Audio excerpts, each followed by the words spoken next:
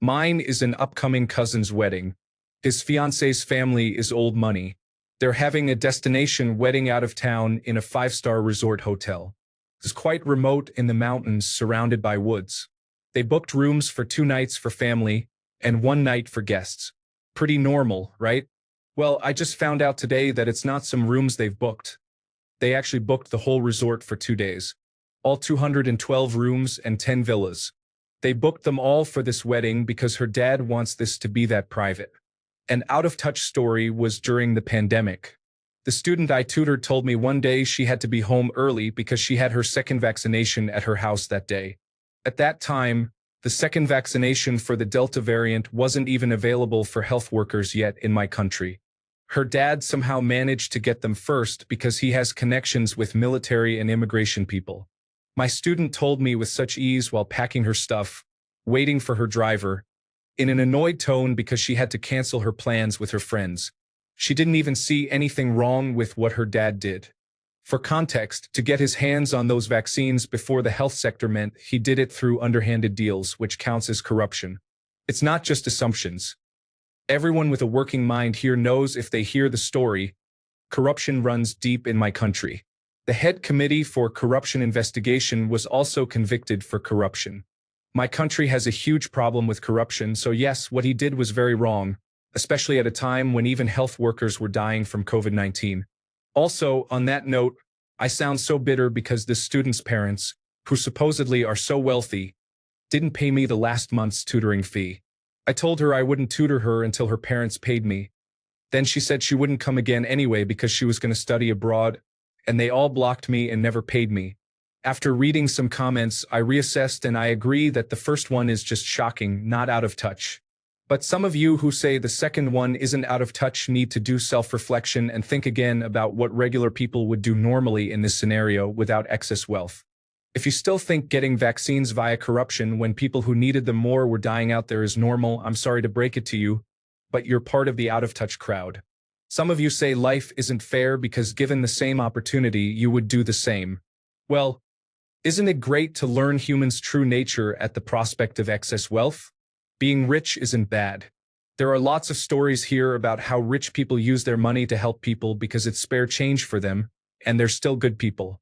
Being rich and not aware of the privilege you have, and achieving what you want through illegal deals, is what's wrong.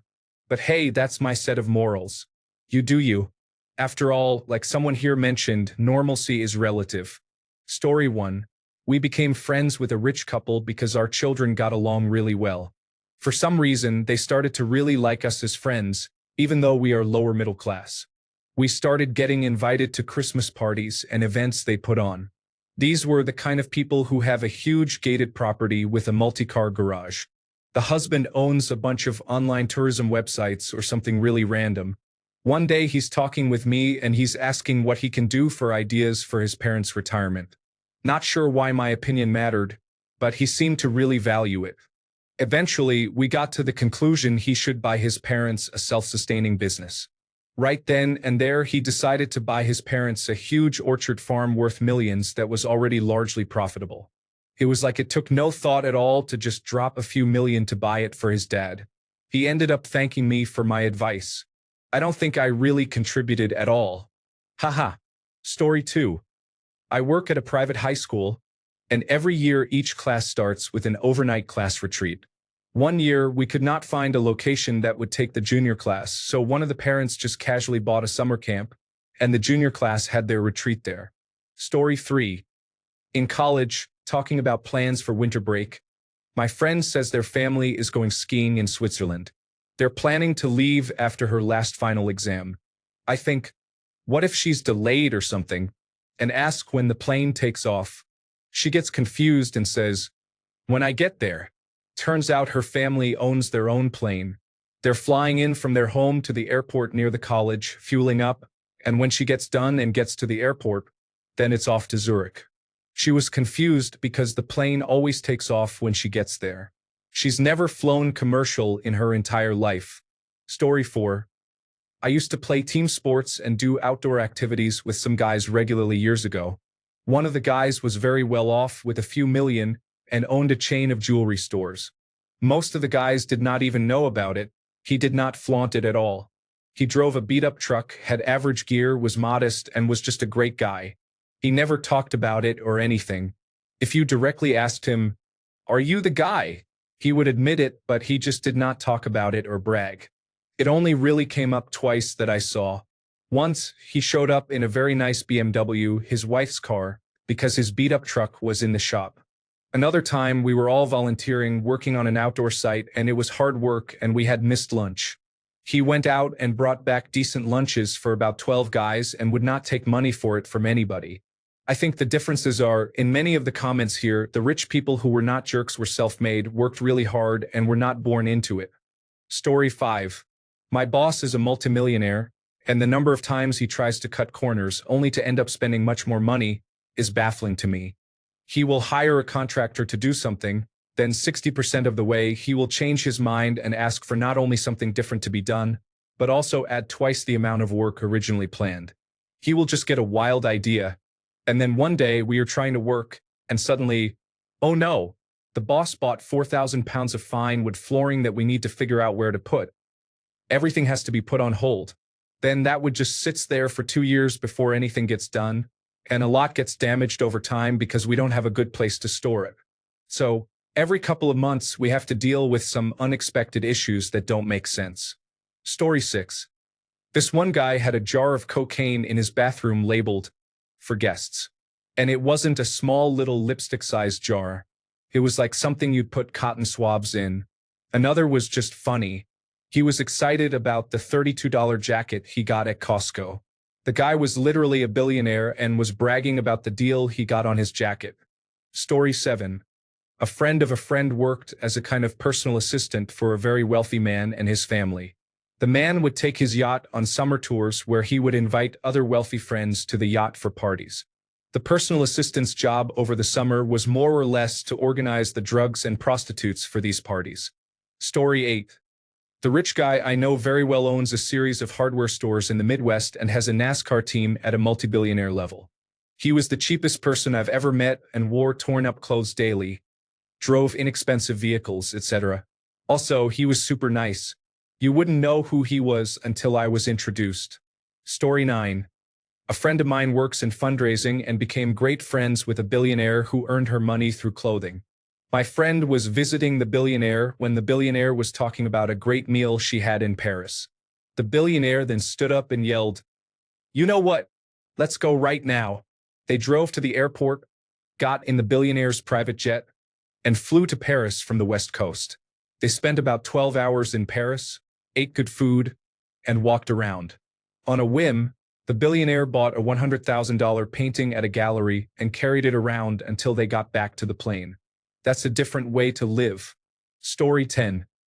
I was shocked by how much they discriminate against each other.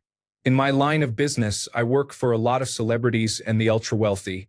One day, I was chatting with a multimillionaire client at his house when he suddenly looked over to his neighbor's property with a look of absolute disgust. He proceeded to spend the next 5 minutes complaining about how his new neighbor is new money and a dot-com billionaire and doesn't fit in the neighborhood. This person was literally disgusted and mad about it. All our neighbors are embarrassed to have him in the neighborhood. Here I am, a $25 an hour employee trying my best to act sympathetic to this guy's dot-com billionaire problem while internally trying not to scream. Story 11. I worked quite closely with the chief executive officer of a multinational corporation. I'm not sure how much cash he had, but on paper, he was worth billions if he sold all of his shares. What shocked me was how lovely he was. Very down to earth, he had nice things but was warm and generous. Still, 5 years later, if he is local to me, he reaches out to see if I want to go for dinner or a drink and messages out of the blue to see how I am doing. The shock is that I expected him to be a real stuck-up person who had no idea how normal people lived, but he was the opposite. Story 12. They were very normal in almost every way but had really big houses and expensive hobbies. I walked by the counter one day and his pay stub was laid beside the mail.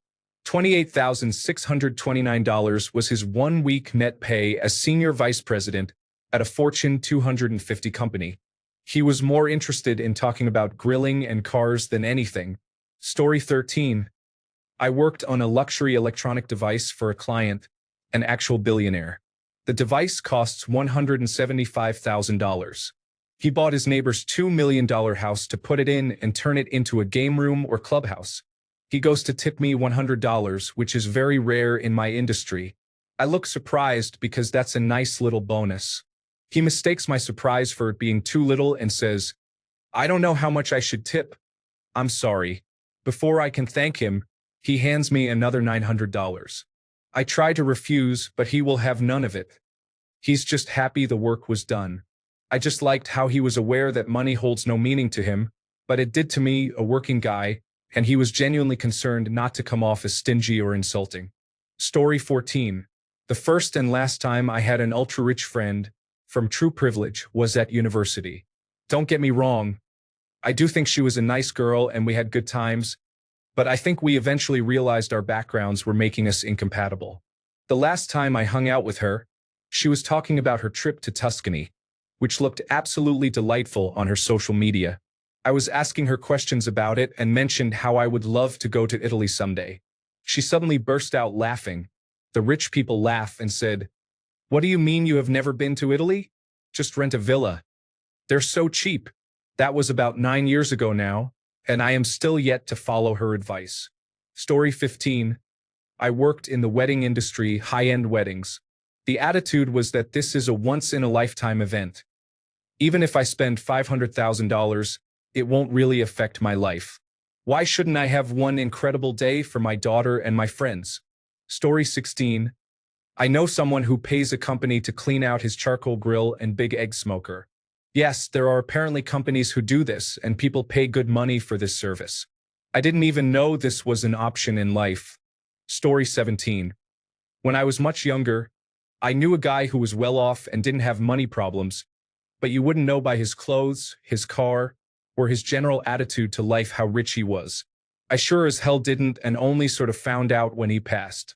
If he was going out, he would pick up the tab but was always very shy about doing so and would go to lengths to make sure no fuss was made about it when he did. When you talked to him, it was never about money. It was about the value something was providing for the money he spent. If the choice was between a 10-pound thing and a 1,000-pound thing, and the 10-pound thing did what he needed, he wouldn't spend the extra 990 pounds just for a brand name or because he could. He taught me that having money isn't about a Ferrari or a flashy watch or making sure in a room that everyone knows you have the most number of trailing zeros on your bank balance. It's about how you treat others in life and that the person who wipes your table deserves the same level of respect as the person who signs your check. Amazing guy who I wish I'd got to know sooner and learned more from. One of only 4 people in my life I can genuinely say was a mentor. Story 18. Once while driving for Uber, I picked up some energy executives from a nearby city. It happened to be during the middle of an extreme heat wave that was causing a lot of deaths among elderly and homeless people. These guys were celebrating. They were joking around and laughing the whole time about how everyone is going to be running their air conditioners so hard. At one point, one of them goes, "Better keep it running, Granny," and they all cracked up. Evilest thing I have ever encountered. Story 19. A young man is dating my niece, and his father is extremely wealthy. Money is not a concern, yet he wears sneakers that look old, ripped, and simple along with unbranded clothes. He met my niece at university while buying food from the discounted section. He mentioned that girls didn't speak to him. He asked her out, and they were just 2 poor students. My niece was shocked when he picked her up from the train station in a Lamborghini Aventador, wearing a Rolex watch worth $20,000, and took her back to his father's house, which had a helicopter on the lawn. Yet he was still wearing his old, ripped sneakers. He still works a normal job. My ex-girlfriend's family is extremely wealthy and lovely people, but they had poor hygiene. The men in the family, including the father, never brushed their teeth or showered, I think. It was impossible to sit next to them in a car because they smelled so bad. The men had absolutely stunning girlfriends, even though they had terrible body odor, and you would feel sick when they spoke to you because their breath was that bad. Story 20. When I was in the Navy, my bunkmate came from old money. We'd go out on the town together, and he'd spend money like it was nothing, while I was barely managing to survive. When the PlayStation 4 came out, he suggested we go get some. I couldn't afford it, so I told him I'd come along. He bought 2 PlayStation 4 consoles, every accessory the store had for both of us, and 2 copies of every game they had there. If he ever ran out of money, he would just call his dad and have money in his account by the end of the day, like $20,000 just transferred. And he had no idea what a regular tip at a restaurant was. We'd go out to eat with friends.